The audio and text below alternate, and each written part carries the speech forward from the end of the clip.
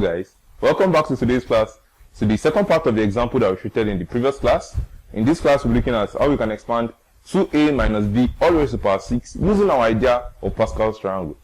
Now we have 2a minus b all raised to the power 6 from the previous class. We know the very first thing we have to do, we say from Pascal's triangle, remember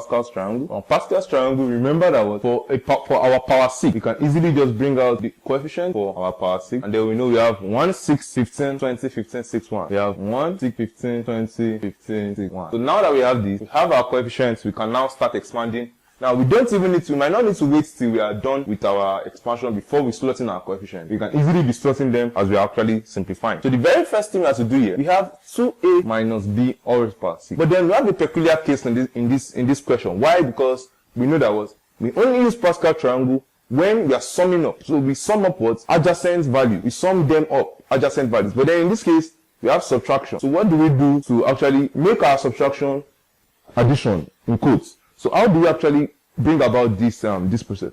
So since from our knowledge from algebra, we know that what plus times minus will definitely give us minus. So if plus and minus will give us minus, then it will be wrong of me to say that what 2a minus b all raised to the power 6 is the same thing as saying 2a plus minus b all raised to the power 6. Since I know that what my plus and minus will still open up to give me minus b. So this is what we do anytime we have the two values that we are, the binomial expansion, the two values that we have there, separated by a negative sign. In order to convert it to a positive sign, we shift the negative sign to the second value and then make it of its own. That is in such a way that what plus and minus will still give us the original negative sign that we had in the equation. So since we have done this, we can now expand. From our knowledge of expansion, we know the first value takes all the power, the second value takes nothing. So we have, what is the first binomial coefficient here? We have 1, so we have 1. Then we have 2a, because the first value here is everything here, which is 2a raised to the power 6. The second value is everything here, which is minus b raised to the power 0. We move to the next one. The next coefficient is 6. We take our 6. 2a now. The power was 6 before, now it reduces by 1 to become 5. While the power on the second value, on minus b, now increases by 1, that 1, to now become 1 from 0. Moving on, we move to the next coefficient, which is 15. We have 15. From 6 to 5 now, 2a will be raised to the power 4 now, and then our minus b here will be raised to the power 2. Moving on, we go to the next coefficients. We have 20, we have 2a now, so it reduces again from 4 to 3. That one that we reduced from it, we add it to the power of the second one, which from 2 now becomes 3. Moving on, we go to the next one. We have 15 as coefficients. Then 2a in this case is raised to the power from 3 now, reduces by 1 again, it becomes 2. My minus b increases by 1, it becomes 4. Moving on to the next coefficient, which is 6. We have 6. 2a from raised to the power 2 becomes raised to the power 1.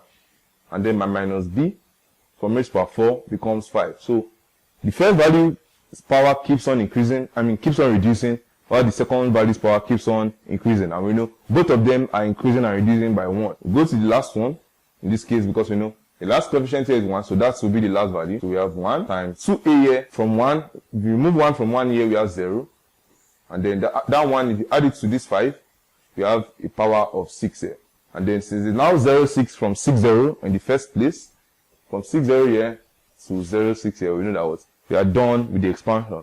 All we need to do now is actually simplify what we have stated down. So by our knowledge of simplification, we know that the very first thing to do here is to open this bracket. We know this is 1. 2a all raised to the power 6 means 2 raised to the power 6 here is giving me 64. Then a raised to the power 6 is a raised to the power 6. Then we know minus b all raised to the power 0, anything raised to the power 0 is 1. So that has cancelled out. Moving on, we have 6 into brackets. We know 2 raised to the power 5 is 32. Put our 32, and we have a raised to the power 5, and then we know times minus b. Because minus b all raised to the power 1 will remain minus b. Moving on, we have 15. 2 raised to the power 4 is 16. A raised to the power 4 remains a raised to the power 4. Minus b all squared. That's minus b times minus b. We know minus and minus here will give us plus. So definitely we have just b squared. Expanding, we have 20, 2 raised to the power 3, we have 8, and then a raised to the power, then we have minus b all raised to the power 3, minus in negative, when we have it in an odd multiplication, it remains minus b raised to the power 3. Moving on, we have 15 into bracket, we know 2 raised to the power 2 here is 4, a raised to the power 2 remains a raised to the power 2, minus b all raised to the power 4 becomes b raised to the power 4.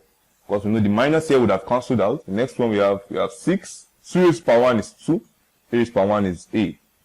Minus b raised to the power 5 will be minus b raised to the power 5. Then from here, we have 1, 2 raised to the power 2a raised to the power 0 is still 1.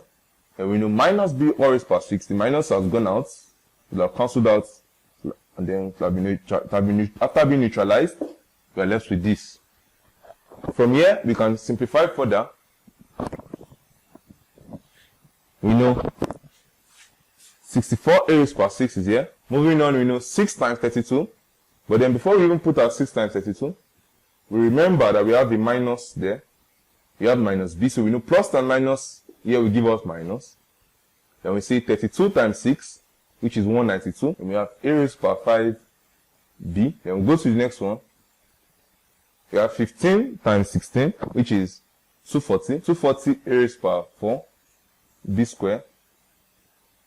Then we go to the next one. We have plus and minus, giving me minus. 20 times 8 is 160.